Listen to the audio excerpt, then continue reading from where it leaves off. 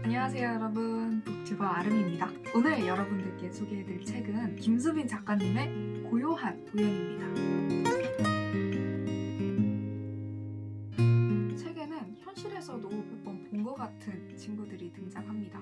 주인공 이수현과 그녀의 절친 서지아, 어떤 친구와도 잘 어울리는 반장 한정우, 있어도 없는 것 같고 없어도 있는 것 같은 이우연, 모두를 배척하는 탓에 미움받고 있는 은고요까지. 제목이 고요한 우연인 만큼 제일 궁금한 건 아무래도 고요와 우연이겠죠? 이 책에 나오는 고요는 정말 궁금증을 불러일으키는 친구예요.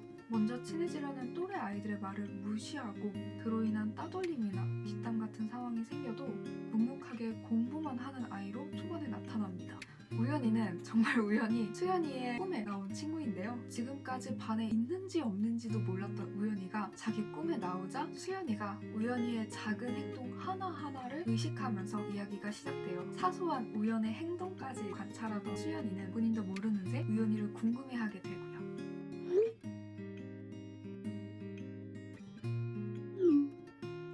본격적인 사건은 정말 우연히 시작됩니다. 우연이의 행동 하나하나를 관찰하던 수연이가 우연이와 부딪히게 됐고, 우연이가 떨어뜨린 핸드폰에 처음 보는 SNS 계정을 발견하게 됩니다. 수소문 끝에 알아낸 계정의 아이디는 고요의 바닥, 달의 뒷면을 프로필 사진으로 둔 그 계정을 보고 수연이는 고요와 우연이를 떠올립니다. 왜냐하면 고요는 이전에 달의 뒷면이라고 적힌 이어폰 케이스를 수연이에게 선물로 줬었고, 우연이는 미술 시간에 달의 뒷면을 그렸던 적이 있는 친구거든요. 궁금증에 자신의 익명 계정을 만들어서 고요의 바다라는 계정을 팔로우한 수연이는 이후 자의적이든 타의적이든 수현이라는 학교 친구가 아닌 완전한 타인으로서 고요와 우연 그리고 정후와 이야기를 하게 됩니다.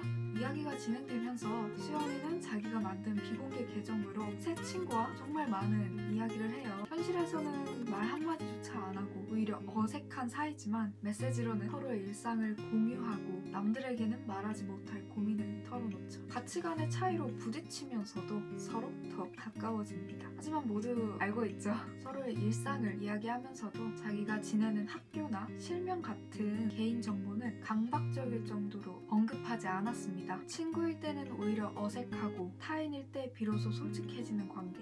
곧 부서질 듯 아슬아슬한 평화 속에서 수연이는 어떤 선택을 하게 될까요?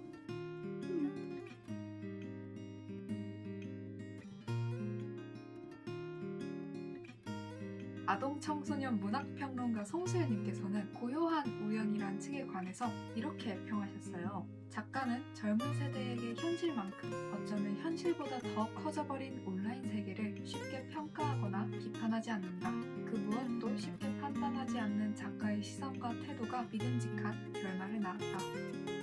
저는 고요한 우연을 제가 소설과 가까이 갈 수 있도록 도와준 책이라고 소개하고 싶습니다. 현실을 도피해서 SNS로 가는 것은 옳지 않다 라던가, 힘든 현실에서 SNS는 충분한 안식처다 라던가, 독자가 교훈적으로 뭔가를 얻어간다기보다는 수연이라는 평범한 학생을 보여주면서 응원하고 그 이야기를 통해서 위로받을 수 있었던 책이었습니다. 제가 좋았던 부분을 보여드릴게요. 우연이가 랜덤 상자를 뽑았는데 3번 연속으로 제일 인기 없는 캐릭터만 나왔을 때 수연이와 한 대화 중 일부인데요. 우연이는 인기 없는 캐릭터가 3번 나온 상황을 트리플 플레이라고 말하며 운이 없다고 이야기했어요.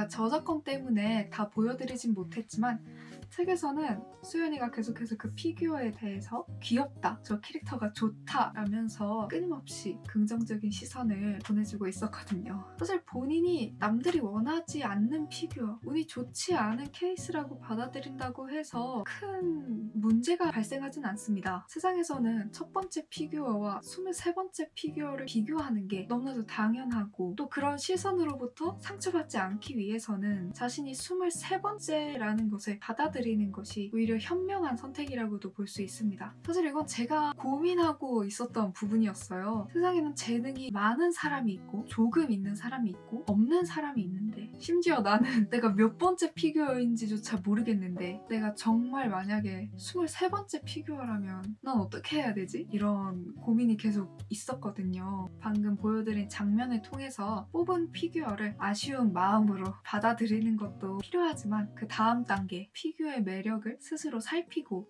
다른 방향으로 바라봐주는 시선이 필요하다고 느꼈어요. 저는 수연이가 너는 23번째 피규어가 아니다, 너는 첫 번째 피규어가 될 수 있다 이야기를 해준 게 아니라, 그럼에도 불구하고 너에게는 다른 무언가가 있다 라고 이야기해주는 것 같아서 조금 오글거리긴 하지만 전 굉장히 위로를 받았었습니다.